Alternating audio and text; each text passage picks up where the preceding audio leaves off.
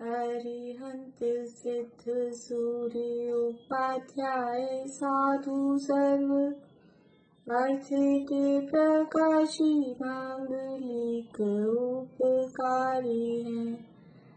तिन्ह को स्वरूप जान राग तिन्ह जो भक्ति पाए को नवाए स्तुति को चारी है। धन्य धन्य तिन्ह काज सब आज भई कर जोरी बार बार वंदना हमारी है। मंगल कल्याण सुख ऐसो हम चाहते हैं। हो मेरी ऐसी दशा जैसी तुम धारी है। हो मेरी ऐसी दशा जैसी तुम धारी है।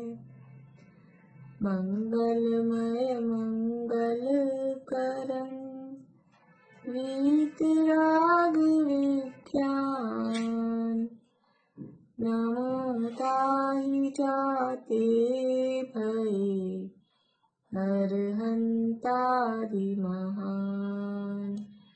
करि मंगल करि हो महा ग्रंथ करण को काज जाते मिले समाज सब पावे निज पद राज। इस भव तरु का मूल एक जानहु मिथ्या भाव ताको कर निर्मूल अब करिए मोक्ष उपाय। करिए मोक्ष उपाय। मुक्ता प्रकाशक में 7वां अधिकार निश्चयवासी का प्रकरण हमारा चल रहा है। प्रश्न जितने दे रखे थे उतने पूरे हो गए थे क्या? ध्यान है आप लोगों को?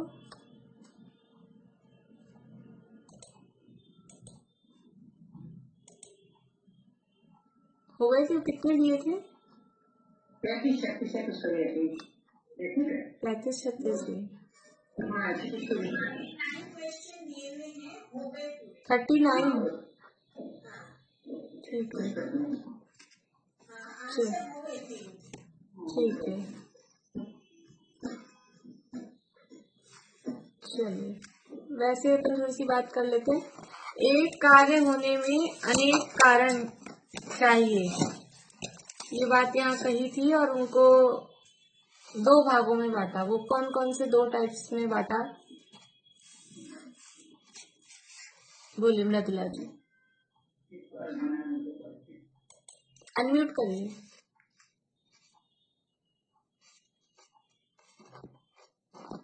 बुद्धिपूर्वक कारण और अबुद्धिपूर्वक कारण। बढ़िया। बुद्धिपूर्वक कारण और अबुद्धिपूर्वक कारण, ऐसे 2 तरह के कारण यहाँ बताए गए। हमको अपने विभाव को दूर करना है, मोह राग द्वेष के परिणाम को दूर करना है, तो उसमें बुद्धिपूर्वक कारण कौन से होंगे और अबुद्धिपूर्वक कारण कौन से होंगे? बोले पूर्णिमा आंटी।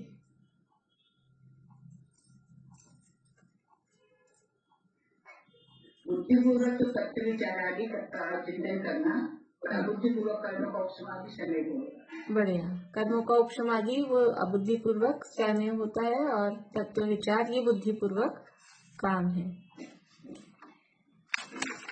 चलिए अपनी यहाँ निश्चयाभासी की जो मान्यताएं थी, निश्चयाभासी की मान्यताओं की चर्चा चल रही थी। मेन जो पॉइंट्स हैं, कितनी मान्यताओं की चर्चा अपनी हुई? मेन पॉइंट्स बताने हैं। बोलिए निशा आंटी, बोलिए।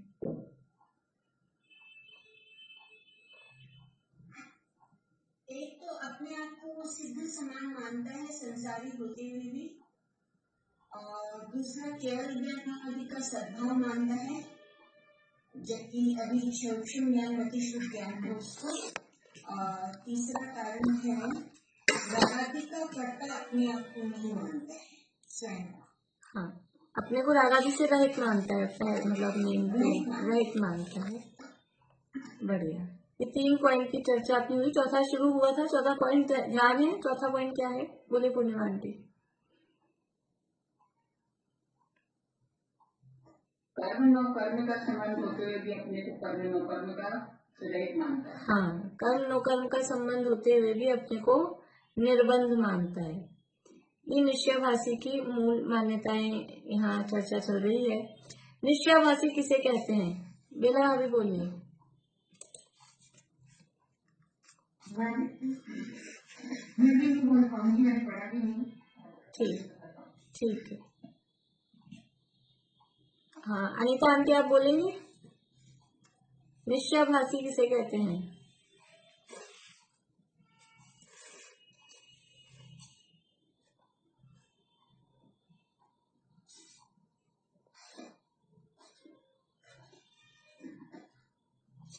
जो निश्चयभासी है वो अपने को मतलब चलिए ज्योति जी बोलिए।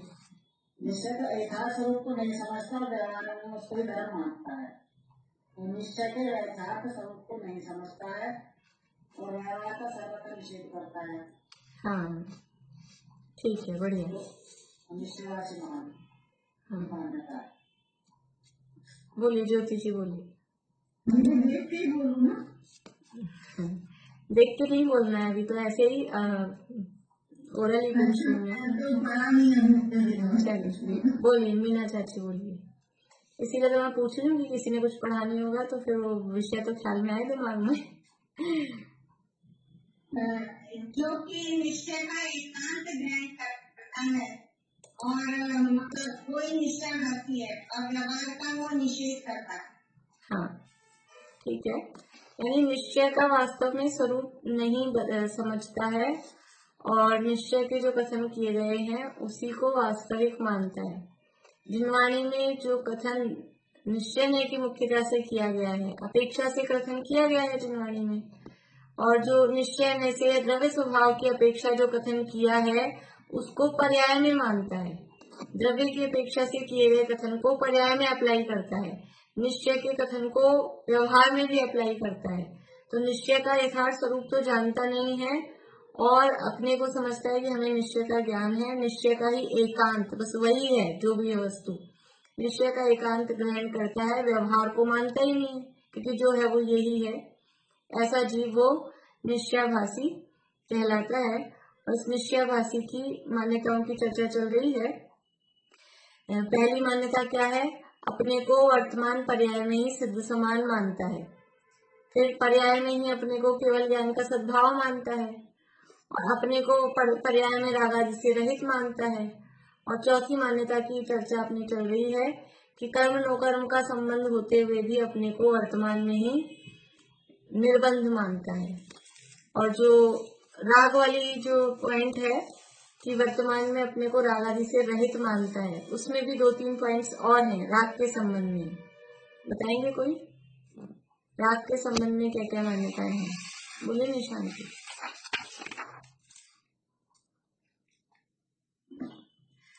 पहला पॉइंट है कि वर्तमान में ही रागादि से अपने आप को भिन्न मानता है।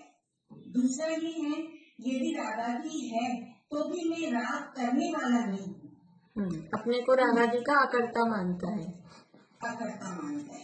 और तीसरा पॉइंट ये है कि रागादि भाव परद्रव्य के निमित्त से औपाधिक भाव होते हुए भी यह जीव उन्हें अपना स्वभाव मानता है। बढ़िया।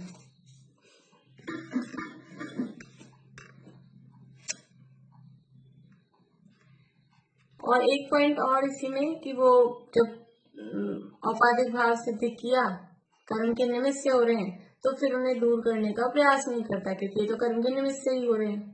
इस तरह से इसमें 4 बातें बन जाती है। देखिए पेज नंबर 198, 198 नंबर पेज पे चौथा पॉइंट है। थोड़ी सी ऊपर से रीडिंग करके फिर अपन नीचे आते हैं ताकि अपने को विषय ख्याल में आ जाए। तथा कर्म नो कर्म का संबंध होते हुए आत्मा को निर्बंध मानते हैं, सो इनका बंधन प्रत्यक्ष देखा जाता है। ज्ञानावरणादि से ज्ञानादि का घात देखा जाता है। शरीर द्वारा उसके अनुसार अवस्थाएं होती देखी जाती हैं। फिर बंधन कैसे नहीं है?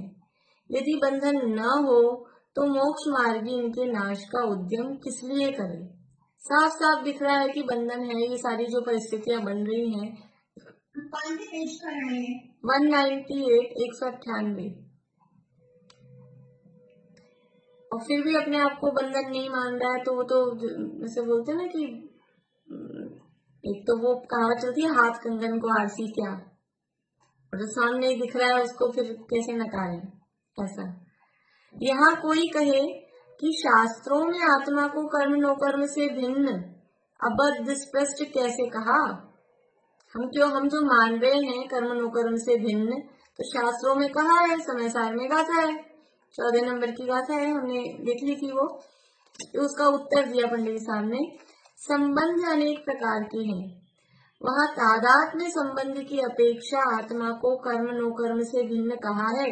असली गलती गड़बड़ तो वही है कि वो जो कर्म नोकर्म से भिन्न कहा वो द्रव्य स्वभाव की अपेक्षा से कहा है, पर्याय अपेक्षा से नहीं कहा है, वो तो गलती है ही असली। लेकिन यहाँ पर फिर भी वो अलग टाइप से जवाब दे रहे हैं पंडित जी साहब उसका, कि वहाँ जो निषेध किया है वो तादात्म्य संबंध की अपेक्षा आत्मा को कर्म नोकर्म से भिन्न कहा है, क्योंकि द्रव्य पलटकर एक नहीं हो जाते। कर्म और नोकर्म आत्मा के साथ बंधे हैं। जो लाइन क्या बोली थी, मेरा उपयोग नहीं कर गया कि असली गलती तो ये है। असली गलती तो ये है कि वो जो द्रव्य अपेक्षा बात की उसको पर्याय में लगा रहा है। यहाँ भी वही है ना, अबद्ध स्पष्ट कहा आत्मा को, तो वो द्रव्य अपेक्षा से कहा। अपन ने वो टीका पढ़ी थी ना 14वीं गाथा की, तो वहाँ ये शब्द थे कि पर्याय से देखने पर तो वो कमल पत्र पानी में डूबा हुआ दिखाई दे रहा है, परंतु उसके स्वभाव के नजदीक जाकर देखने पर, स्वभाव मतलब द्रव्य अपेक्षा कथन, और पर्याय मतलब अभी वर्तमान की अवस्था। तो वहाँ कथन जो किया कर्म नोकर्म से अबद्ध है, अस्पष्ट है कर्मों से आत्मा, वो स्वभाव की अपेक्षा से किया था, और स्वभाव की अपेक्षा से किए गए कथन को पर्याय में अप्लाई कर दिया कि मैं तो अभी अबद्ध हूँ, अभी अस्पष्ट हूँ।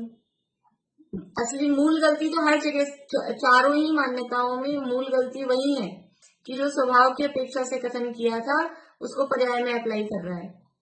वो कथन स्वभाव की अपेक्षा से था और पर्याय में कुछ और स्थिति है, दोनों को मानना चाहिए। तो वो अभी स्वभाव और वो वाली गलती नहीं बता रहे, मतलब उस अपेक्षा से जवाब नहीं दे रहे पंडित जी साहब, संबंध की अपेक्षा से जवाब दे रहे हैं कि तादात्म्य संबंध की अपेक्षा आत्मा को कर्म नोकर्म से भिन्न कहा है, क्योंकि द्रव्य पलटकर एक नहीं हो जाते, और इसी अपेक्षा से अबद्ध स्पष्ट कहा है। ये शब्द है अबद्ध स्पष्ट, लेकिन इसका अर्थ क्या है? अबद्ध अस्पष्ट। जैसे अनादि अनंत बोलते हैं ना, अनादि निधन बोलते हैं, अनंत नहीं, अनादि निधन, तो उसका अर्थ क्या होता है? अनादि अनिधन, अ दोनों जगह लगता है। ऐसे ही यहाँ अबद्ध अस्पष्ट, यानी आत्मा कर्मों से बंधा भी नहीं है, और स्पष्ट यानी छुआ भी नहीं है। कर्मों ने आत्मा को छुआ भी नहीं है, कर्मों से आत्मा बंधा भी नहीं है। तो ये जो अबद्ध स्पष्ट कहा है, ये इसलिए कहा है कि कर्म आत्मा से बंधे तो हैं, लेकिन फिर भी आत्मा कर्म रूप यानी पुद्गल नहीं हो जाता, और पुद्गल है जो कर्म है वो जीव नहीं हो जाते। जैसे द्रव्य पलटकर एक रूप नहीं हो जाते, इस अपेक्षा से अबद्ध स्पष्ट कहा है। तथा निमित्त नैमित्तिक संबंध की अपेक्षा बंधन है ही। जैसे डब्बे में चीनी भरी, तो डब्बे में है ना चीनी, लेकिन फिर भी हम कहेंगे कि डब्बे ने चीनी को छुआ नहीं, चीनी ने डब्बे को छुआ नहीं। क्यों? क्योंकि वो चीनी डब्बा नहीं बनी और डब्बा चीनी नहीं बना। डब्बा स्टील का था, स्टील का ही रहा, और चीनी जो चीनी थी मिठास रूप, मिठास रूप ही रही। स्टील के गुण चीनी में नहीं है, चीनी के गुण स्टील में नहीं है। यद्यपि वो जो डब्बा और चीनी में संबंध है वो तो संयोग संबंध है, वो कर्म और आत्मा में वैसा संबंध नहीं है, वो तो एक क्षेत्रावगाह संबंध है। लेकिन अभी मोटा उदाहरण समझ लेना, स्थूल उदाहरण के हिसाब से, वो द्रव्य पलटकर एक नहीं हो जाते, इसलिए हमने कहा कि उन्होंने एक दूसरे को छुआ ही नहीं। लेकिन फिर भी है ना कोई संबंध तो है। तो जो निषेध कर रहे हैं वो तादात्म्य संबंध का निषेध कर रहे हैं, लेकिन सर्वथा ही निषेध हो ऐसा नहीं। बोलिए आंटी दूध पर जाएगा ना, जी। दूध और पानी की जैसे हाँ, कहलाएगा। दूध और पानी का संबंध एक क्षेत्रावगाह संबंध है, लेकिन फिर भी वो दूध है वो पानी नहीं बना और पानी है वो दूध नहीं बना। एक जगह रह रहे हैं, जैसे कर्म और नो कर्म, ये शरीर और कर्म और आत्मा सब एक जगह ही है, लेकिन जो कर्म है और नो कर्म है, जड़ पुद्गल है, वो कभी जीव रूप नहीं हुए, जीव कभी कर्म नो कर्म रूप पुद्गल रूप नहीं हुआ। इस अपेक्षा से अबद्ध स्पष्ट कहा है कि उसने उसको छुआ भी नहीं, लेकिन कोई सा भी संबंध नहीं है, एक क्षेत्रावगाह रूप भी नहीं है, ऐसा नहीं है।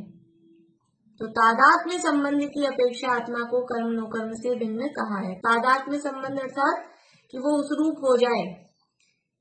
आत्मा का किसके साथ में है तादात्म्य संबंध?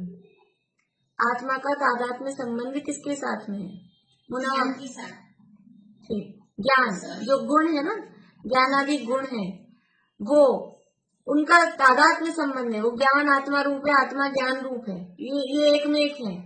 ऐसा तादात्म्य संबंध नहीं है कर्म नो कर्म का और आत्मा का। तो तादात्म्य संबंध की अपेक्षा आत्मा को कर्म नो कर्म से भिन्न कहा है, क्योंकि द्रव्य पलटकर एक नहीं हो जाते, और इसी अपेक्षा से अबद्ध स्पष्ट कहा है। तथा निमित्त नैमित्तिक संबंध की अपेक्षा बंधन है ही, ऐसा नहीं है निमित्त नैमित्तिक संबंध भी नहीं है, एक क्षेत्रावगाह संबंध भी नहीं है, वो तो है ही। उस अपेक्षा से तो बंधन है ही, उनके निमित्त से आत्मा अनेक अवस्थाएं धारण करता ही है, इसलिए अपने को सर्वथा निर्बंध मानना वो मिथ्या दृष्टि है। यदि निमित्त नैमित्तिक संबंध भी नहीं माने, कर्म के साथ कर्म नो कर्म का और आत्मा का निमित्त नैमित्तिक संबंध भी नहीं माने, तो क्या दोष आएगा?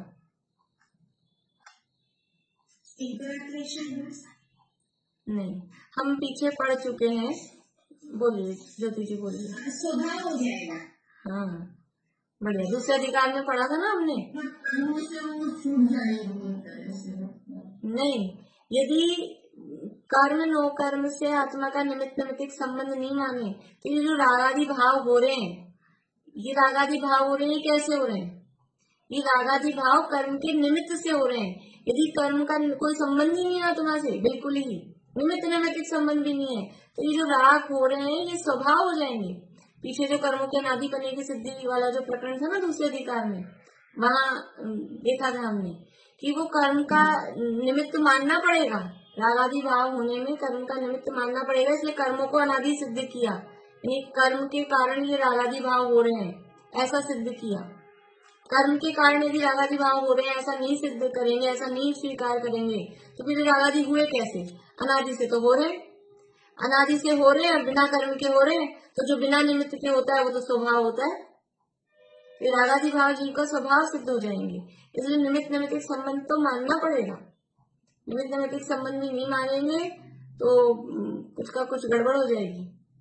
इसलिए बिल्कुल ही निषेध है सर्वथा, ऐसा नहीं। तादात्म्य संबंध का निषेध है, निमित्त नैमित्तिक संबंध का और एक क्षेत्रावगाह रूप जो संबंध है उसका निषेध नहीं है।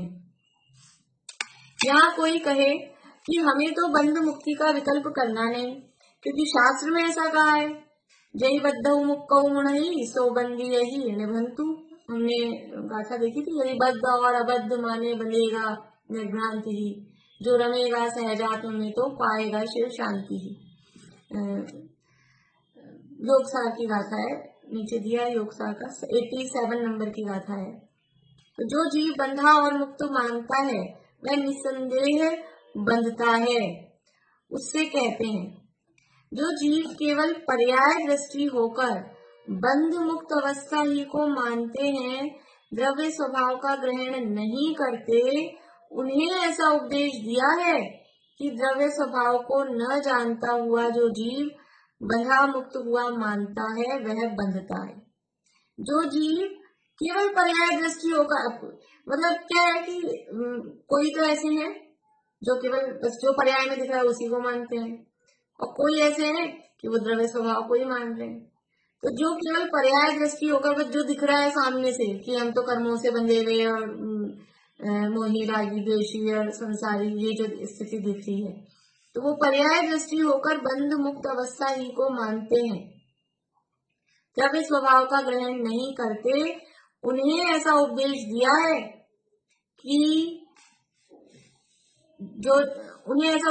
है कि द्रव्य स्वभाव को न जानता हुआ जो जीव बंधा मुक्त हुआ मानता है वह बंधता है। जो द्रव्य स्वभाव को तो जानता नहीं है और बस मैं बंधा मैं मुक्त हुआ ऐसा माने जा रहा है पर्याय को देखते हुए, वो बनता ही है, वो बंधता है, क्योंकि उसकी दृष्टि स्वभाव पर नहीं है। और जिसकी दृष्टि स्वभाव पर नहीं है, जो पर्याय को देखता है, उसके कर्मों का असर होता ही है। स्वभाव पर दृष्टि होने से वो कर्म आना रुकते हैं। संवर कब होता है? कर्म आना रुकना यानी संवर। कब होगा संवर? जब द्रव्य स्वभाव की दृष्टि होगी, जब द्रव्य स्वभाव का लक्ष्य होगा, तब वो दृष्टि स्वभाव पर रहेगी, तो ये पर्याय दृष्टि से गौण रहेंगी, तब जाके वो आत्मा का अनुभव होगा, तब संवर होगा। तो उसके कर्म आना रुकेंगे। और जो केवल पर्याय पे जिसकी दृष्टि है, उसके तो कर्म आ रहे हैं, तो वो बंध रहा है, वो बंधता है। जो जीव केवल पर्याय दृष्टि होकर बंध मुक्त अवस्था ही को मानते हैं, द्रव्य स्वभाव का ग्रहण नहीं करते, उन्हें ऐसा उपदेश दिया है कि द्रव्य स्वभाव को न जानता हुआ जो जीव बंधा मुक्त हुआ मानता है वह बंधता है। यदि सर्वथा ही बंध मुक्ति न हो तो यह जीव बंधता है, ऐसा क्यों कहें? यदि बिल्कुल ही नहीं होती, नहीं बंधन ना मुक्ति, कुछ भी नहीं, तो फिर ये बात आती कहाँ से कि जीव बंधता है? ये बात है ना कहीं कुछ तो बात है, तब तो ये बात कही गई है। अगर ऐसी कुछ होती ही नहीं बात तो क्यों कहते? धर्म आकाश काल के लिए कहते हैं, बंधते हैं, मुक्त होते हैं, मुक्त हैं, ऐसा कहते हैं। धर्म द्रव्य मुक्त है, धर्म द्रव्य मुक्त होता है, और उसमें बंधन ही नहीं, तो मुक्ति की बात भी नहीं आएगी, बिल्कुल नहीं। पुद्गल के लिए जरूर आ जाएगी, क्योंकि वो अणुओं के स्कंद बनते हैं ना, तो पुद्गल को छोड़ो, लेकिन बाकी के जो 4 द्रव्य हैं उनके लिए कभी ऐसी बात आती है कि चारों द्रव्य मुक्त हो गए, मुक्त हो गए? कोई बात ही नहीं आती मुक्त की कि बंधे निर्मुक्त है, नहीं बंधे हुए हैं। तो जहाँ कुछ ना कुछ बंधन है, वहां कहते हैं, जीव को कहा कि जीव तो मुक्त है। क्यों कहा? कि अभी कुछ ना कुछ दिख रहा है। जैसे कोई बच्चा, छोटा बच्चा है 1 साल का, और बैठा बैठा गिर गया, लुढ़क गया, खड़ा हुआ था, कोशिश कर रहा था, लुढ़क गया, गिर गया, तो ऐसे उसको कुछ नहीं होता। लेकिन फिर अपन क्या बोलते हैं? नहीं कुछ नहीं हुआ, कुछ नहीं हुआ, कुछ नहीं हुआ।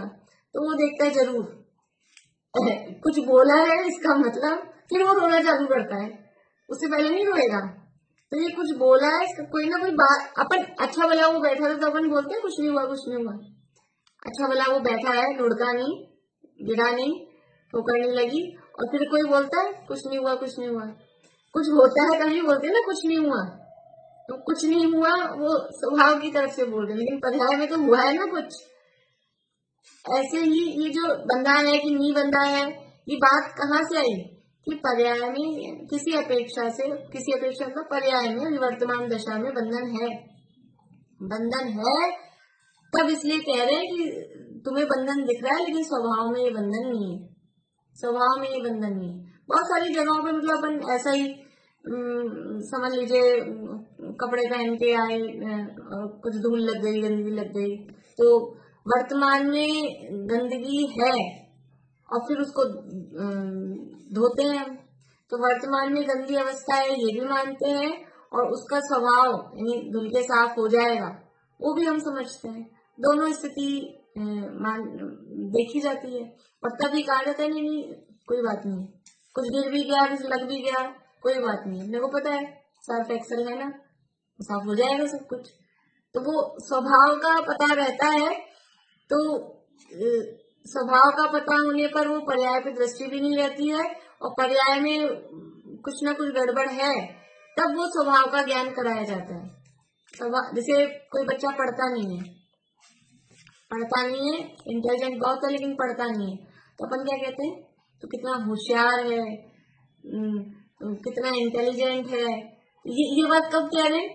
जो पढ़ ही रहा है और टॉप आई रहा है उसको कहते हैं तो कितने होशियार, मतलब उसको नहीं कहते, उसको जो पढ़ नहीं रहा है, जो ध्यान नहीं दे रहा अपनी पढ़ाई पे, उसको अपने स्वभाव का लक्ष्य करा रहे हैं कि तुम देखो तुम कितने इंटेलिजेंट हो, तुम कितने होशियार हो, खेल कूद में समय गंवा रहे हो। तो खेल कूद में समय गंवा रहे हैं, ये भी फैक्ट है, और फिर तुम पढ़ सकते हो, इंटेलिजेंट हो, वो भी एक फैक्ट है। लेकिन ये बात कब आती है कि जब पर्याय में कुछ ना कुछ ये गड़बड़ चल रही है, तब ये बात आती है। तो जो केवल पर्याय दृष्टि होकर बंध मुक्त अवस्था ही को मानते हैं, द्रव्य स्वभाव का ग्रहण नहीं करते, उन्हें ऐसा उपदेश दिया है कि द्रव्य स्वभाव को न जानता हुआ जो जीव बंधा मुक्त हुआ मानता है, वह बंधता है। यदि सर्वथा ही बंध मुक्ति न हो तो यह जीव बंधता है, ऐसा क्यों कहें? तथा बंध के नाश का, मुक्त होने का उद्यम किस लिए किया जाए? बंधा ही नहीं तो फिर मुक्त क्यों हुए?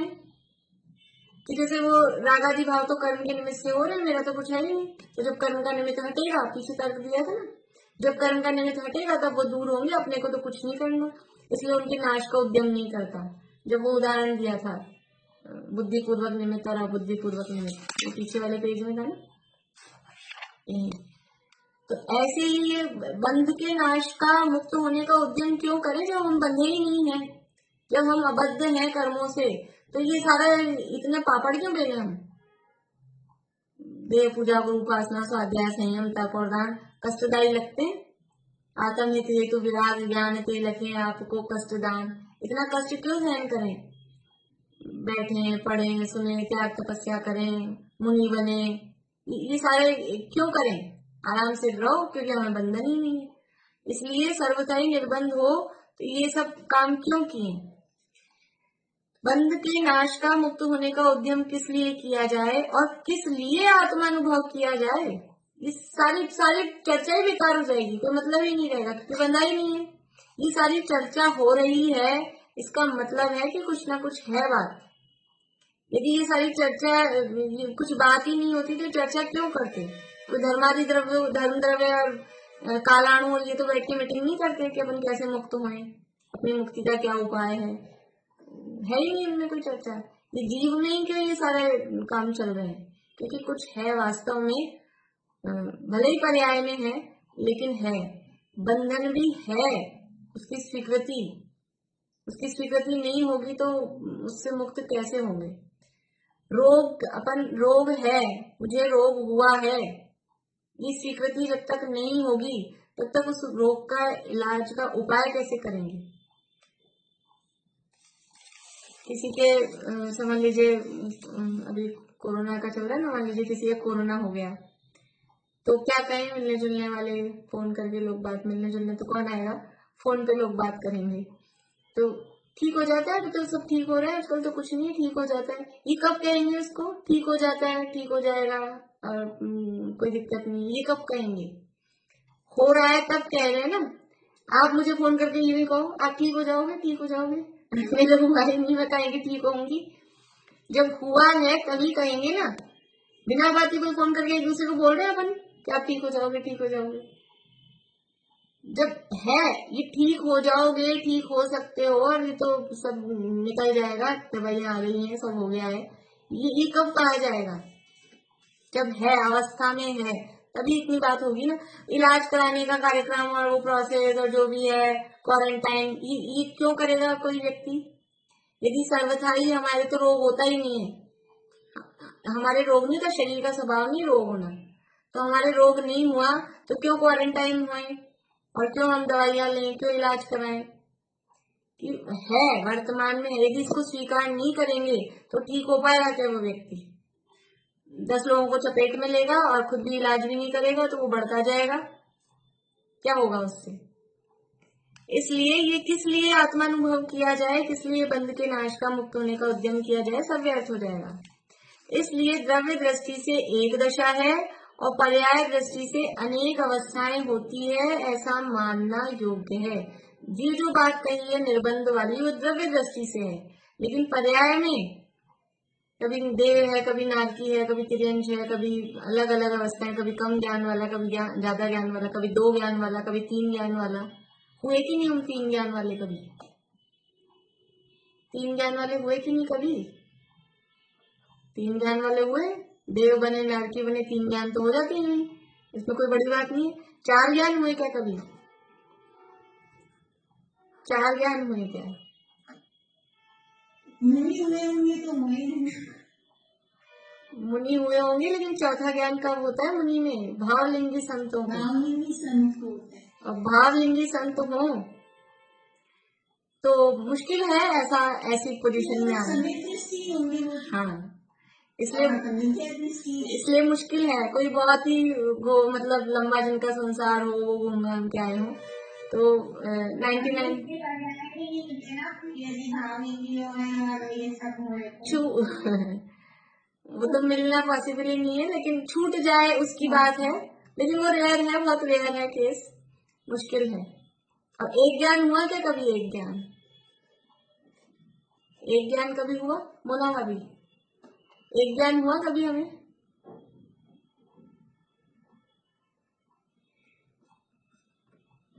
तो अपने साथी है ना।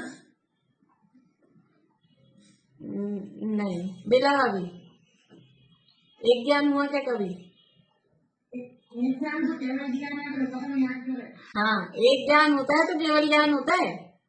हम केवल ज्ञानी तो होके दोबारा चलो भावलिंगी संत होके तो हो सकता है एक बार ऑप्शन है कोई भ्रष्ट हो जाए, लेकिन केवल ज्ञानी भी भ्रष्ट हो जाते हो, ऐसा तो कोई ऑप्शन ही नहीं है।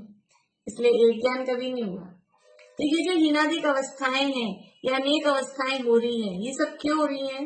ये कर्म नो कर्म का संबंध है। कभी ज्ञान ज्यादा है, कभी कम है, कभी मति शुद्ध ज्ञान है, कभी अवधि ज्ञान भी हो रहा है। तो वो जैसे जैसे उन कर्मों का योगक्षम है, उस अनुसार यह अनेक अवस्थाएं होती हैं, ऐसा मानना योग्य है।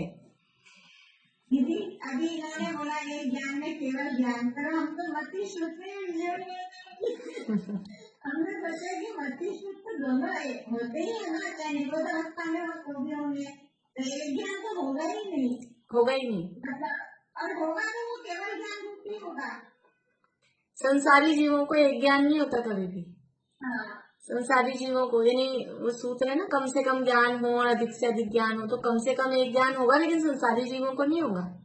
वो मुक्त अनंत भगवान सिद्ध भगवान उन्हीं को होगा।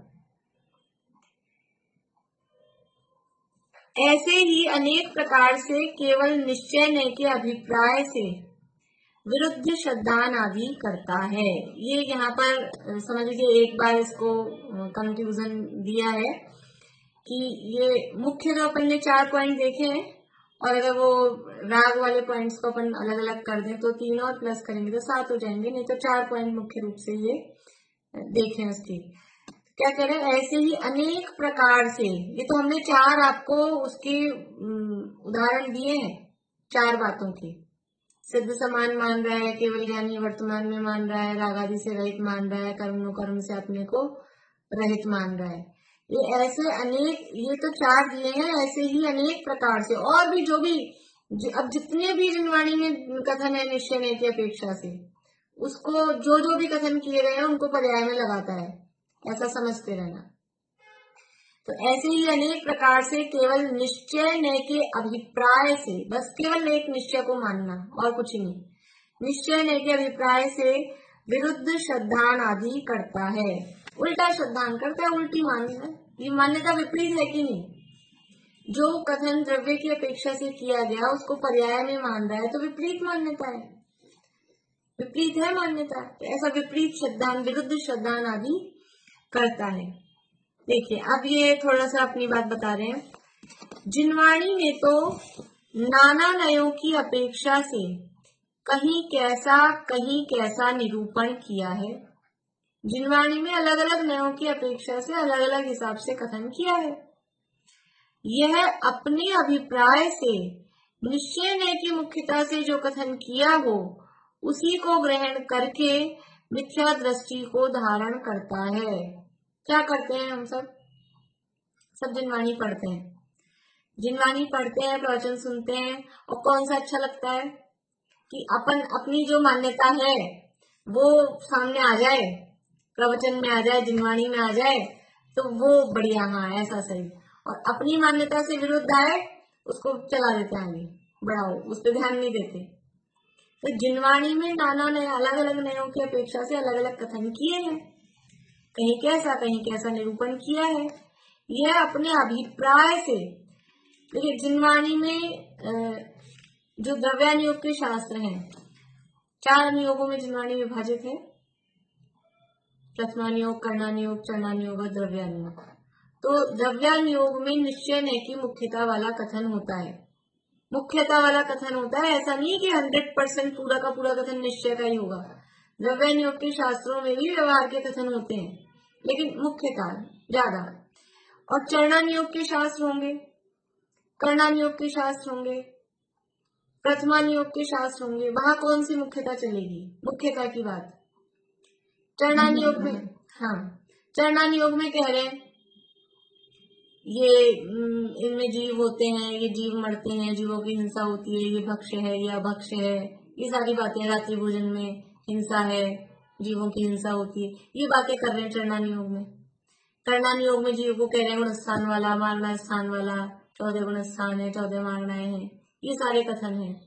और प्रथमानुयोग में वो एक राजा थे, राजगृही नगरी में रहते थे और उनकी इतनी रानियां थी और उनके इतने पुत्र थे, ये सारी बातें। ये कौन से नए से हैं? ये सब व्यवहार है कि मुख्यता वाले कथन है। तो अब मान लीजिए कि जिसको चरणानुयोग का पालन नहीं करना है, अभी आएंगे आगे, ये अगले पेज पे आएंगे उसकी निश्चयवासी की सत्संगता।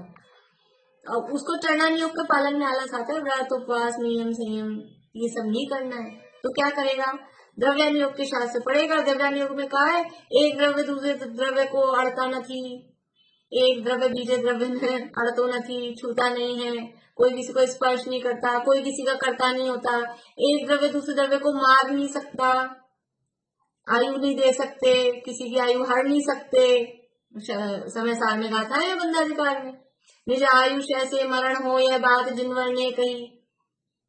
तुम मार कैसे सकोगे जब आयु हर सकते नहीं? तो हम आलू खाएं, प्याज खाएं, रात में खाएं, हम किसी की आयु हर ही नहीं सकते, सब अपनी आयु से मरते हैं। वो अपने अभिप्राय, वो जो कथन वहां किया है समय सार में, बंध अधिकार में, ये जो कथन किया कि निज आयुष ऐसे मरण हो, ये जो बात कही है वो किस अपेक्षा से कही है? और जो चरणानुयोग के शास्त्रों में जो बात कही गई है, रात्रि भोजन में हिंसा होती है, जीव मरते हैं, वो किस अपेक्षा से कही है? दोनों अलग अलग वायर हैं अलग अलग को जोड़ रहा है तो कैसे जलेगा? वो लाइट जलेगी ही नहीं। लेकिन फिर भी वो एक द्रव्यानुयोग की अपेक्षा, एक द्रव्य स्वभाव की अपेक्षा कथन है, एक पर्याय की बात चल रही है, दोनों के मैचिंग में लाता है। इसलिए वो क्या किसका गढ़ बुरा होता है? खुद ही आभासी बन के रह जाता है, मिथ्या दृष्टि रहता है। तो जिनवाणी में तो नाना नयों की अपेक्षा से कहीं कैसा निरूपण किया है। यह अपने अभिप्राय से निश्चय ने की मुख्यता से जो कथन किया हो उसी को ग्रहण करके मिथ्या दृष्टि को धारण करता है। अपने अभिप्राय से खुद को जो करना है, जो खुद को बढ़िया लगता है, बाहर के लौकिक कामों में, विषय विषयों में जिसको लिप्त रहना है, उसमें वो नहीं लगाएगा लौकिक कामों में, तो स्वभाव की बात। लेकिन यहाँ जहाँ व्यवहार का, चरणानुयोग का जो भी बात होगी, कर्णानुयोग की जो भी बात होगी, उन सब में निश्चय की बात लगाएगा। तो मिथ्या दृष्टि को धारण करता है। मिथ्या दृष्टि को धारण करता है मतलब एक जीव निश्चयाभासी है, वो मिथ्या दृष्टि कोई दूसरा जीव है, उसको बिठा के गोदी में उठा लेता है, क्या करता है? मिथ्या दृष्टि को धारण करता है, मान्यता को ग्रहण करता है। हाँ, यह मिथ्या दृष्टि का मतलब है वो उसकी मान्यता, ये ऐसी मिथ्या मान्यता को ग्रहण करता है, ऐसा मिथ्या श्रद्धान ग्रहण करता है, मिथ्या दृष्टि को धारण करता है। दृष्टि यानी मान्यता, हाँ, मिथ्यात्व को और पुष्ट कर लेता है। पहले ही तो अनादिकाल से मिथ्यात्व है ही, अग्रहित मिथ्यात्व, और इस भाव में जिनवाणी पढ़कर बहुत अच्छे बड़े बड़े शास्त्र पढ़कर, और जो अनादिकाल का अपना मिथ्यात्व था उसको और थपकी दे के बेटा हाँ बैठे रहो, उसको और पुष्ट किया। तो ये क्या हुआ? ये ग्रहित मिथ्यात्व। इसलिए ये 7वें अधिकार में किसका वर्णन चल रहा है? ग्रहित मिथ्यात्व का, जो इस भाव में नया ग्रहण किया जाए। इस भाव में नया ग्रहण किया है, अनादिकाल से मिथ्यात्व नहीं है कि मैं कर्म से बंधा नहीं हूँ, कि मैं अबद्ध हूँ, कि मैं सिद्ध समान शुद्ध हूँ। ये अनादिकाल से नहीं थी मान्यता, जन्म से। ये तो जिनवाणी पढ़कर और जिनवाणी के अभिप्राय को नहीं समझा और ऐसा मान लिया। बनारसी दास जी के साथ में हुआ। बनारसी दास जी जो अपने 400 साल पहले, टोडरमल जी से पहले विद्वान हुए हैं कवि। उन्होंने समय सार पढ़ा और समय सार पढ़कर समय सार में यही सारी बातें, अबद्ध स्पष्ट और ये सारी बातें पढ़ के कि आत्मा तो मुक्त है, सिद्ध है, शुद्ध है, केवल ज्ञान है। और उन्होंने लिखा अपनी जीवनी में कि 4 उनके दोस्त थे, वो 4 मिलके कमरा बंद करके और कपड़े खोल देते थे और हम मुनि हो गए, और फिर बाद में वापस कपड़े पहन के बाहर आ जाते थे। ऐसा उनको निश्चयाभासी, ये इस तरह की स्थिति हो गई थी उनकी। फिर उनको किसी ने, कोई और दूसरे उनके मित्र जो भी थे, उन्होंने गोमट सार पढ़ाया और गोमट सार पढ़ाकर जो भूमिका का ज्ञान कराया। ऐसे मुनि नहीं होते हैं, ऐसे खाली कपड़े खोल दिए और मुनि हो गए और आत्मा तो बंधा ही नहीं है, वही है, ऐसा नहीं। फिर जब गोमट सार उन्होंने पढ़ा तब जाके बुद्धि ठिकाने आई उनकी, ये क्या कर रहे थे अपन। इसलिए अकेला बहुत लोगों को ऐसा लगता है बस यही पढ़ो, इन सब में क्या रखा है, आत्मा पढ़ो और आत्मा को जानो और बस अनुभव की बात करो। ये सारी इन सब चर्चाओं से क्या होता है, भूमिका का ज्ञान होना बहुत जरूरी है। देखो, जो दूसरे दुनिया के लोग होते हैं ना, दुनिया के लोग क्या कहते हैं, आप लोगों को भी सुनने को मिलता होगा कभी कभी, हमको तो मिलता है बहुत, जरा सा भी कहीं गुस्सा करते हुए दिख गए, थोड़ा बहुत भी कहीं, अब किसी के सामने गुस्सा कर दिया तो क्या कहेंगे, कितने धार्मिक बनते हो तुम, धार्मिक बनते हो, तुम्हारा बेकार है, ये सुनने को मिलेगा। थोड़ी भी कहीं भी कुछ भी जरा सी भी ऊंच नीच जरा व्यवहार में दिखे तो ये आपको उड़ाना सुनने को मिलेगा, तुम्हारा तुम धार्मिक बनते हो। और वो जो बोल रहा है वो क्या है, खुद तुम तो धर्म करते हो, हम तो कुछ जानते नहीं है, फिर भी तुम ऐसा कर रहे हो, ऐसे बोलेगा। तुम खुद ही अपने मुंह से कह रहे हैं हम धर्म नहीं करते, तो तुम धर्म नहीं करते, तुम्हें क्या मालूम कि हम कैसे धार्मिक है कैसे नहीं है। भूमिका का पता नहीं ना, वो समझते हैं ये 2-3 घंटे मंदिर जाते हैं, स्वाध्याय करते हैं, तो इनको तो गुस्सा आना ही नहीं चाहिए। गुस्सा कब तक आता है, कहाँ तक आता है, गुस्से का अस्तित्व कहाँ तक है, और अभी हम किस जगह पर हैं वो तो पता चले, और हमारे कितना गुस्सा कम हुआ कि नहीं हुआ ये तो हम जानते हैं, ये तो अपने को पता है। लेकिन बेचारा जो आदमी धार्मिक है वो मुंह पे उंगली लगा के तुम जो करो जो कहो वो सहन करता रहो, तब तो आपके धार्मिक सही, नहीं तो धर्म को बदनाम करते हैं। तो वो उनको तो भूमिका का पता ही नहीं है, वो तो गलत है, ठीक है। लेकिन मैं तो ये कह रही हूँ कि हमें तो उनकी भूमिका का पता है ना, हमें इस बात पे बेचैनी हो जाती है, ये ऐसा बोलते हैं ऐसा बोलते हैं, हमें अंदर से उथल पुथल हो जाती है उनका ऐसा सुनते ही। वरना अभी होता है कि नहीं होता, ऐसा होता है ना, फिर हमें अंदर से ऐसा लगता है ऐसा बोल रहे हैं ऐसा बोल रहे हैं, हम धार्मिक है तो क्या हम सुनते रहे, तो हमें तो उनकी भूमिका का मालूम है ना, ये इस भूमिका में ऐसा ही बोलेंगे, ये ऐसा ही बोलेंगे, क्या करें। और अपने को अपनी भूमिका समझ लो कि हमें सुनना पड़ेगा, क्या करें। मुझे एक बार ऐसा किसी ने कहा तो मुझे एक बार मतलब मेरे हंसी आ गई एकदम कि अभी भाई क्या बोल रहे हैं बेचारे, क्या समझाएं, क्या करें। बातें बहुत डांटा कि तुम हंसे क्यों।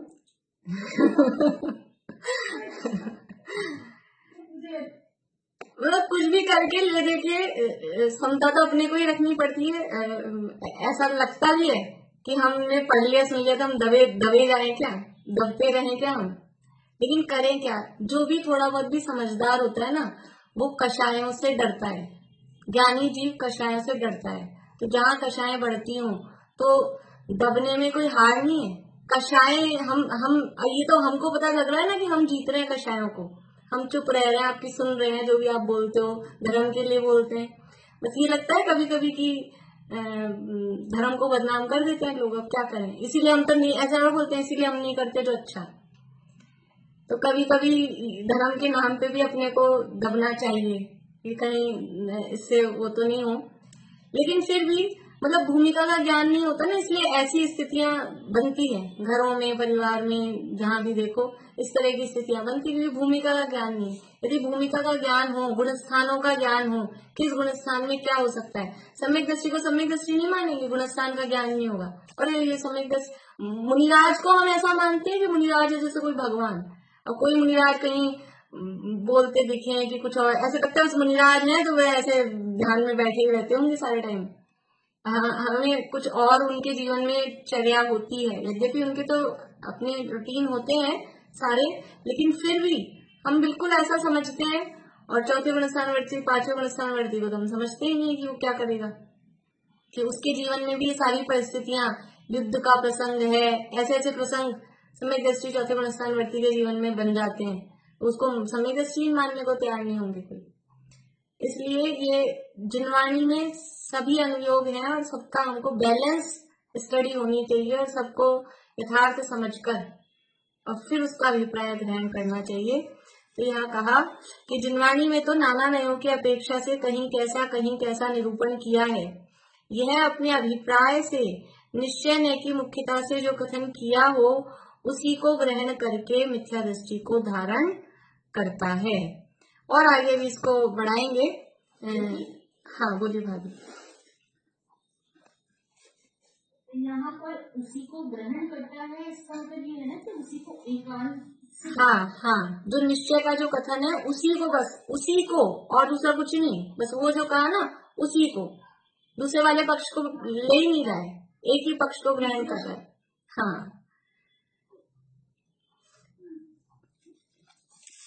तो इस तरह से, और ये जो ऐसी कोई मान्यताएं अपने अंदर हों तो अवश्य ही हम निकालें। जिनवाणी पढ़ते समय सावधान रहें कि कोई इस तरह की मान्यताएं अपने अंदर ग्रहण नहीं हो जाए। यही पूरा करते हैं, अभी आगे बढ़ाएंगे इसको मंडे को। अभी आगे और आएंगी मजेदार इसकी जो ये आएंगी ना, निश्चयाभासी की स्वच्छंदता, वो और इंटरेस्टिंग है। यही पूरा करते हैं जिनवाणी स्थिति।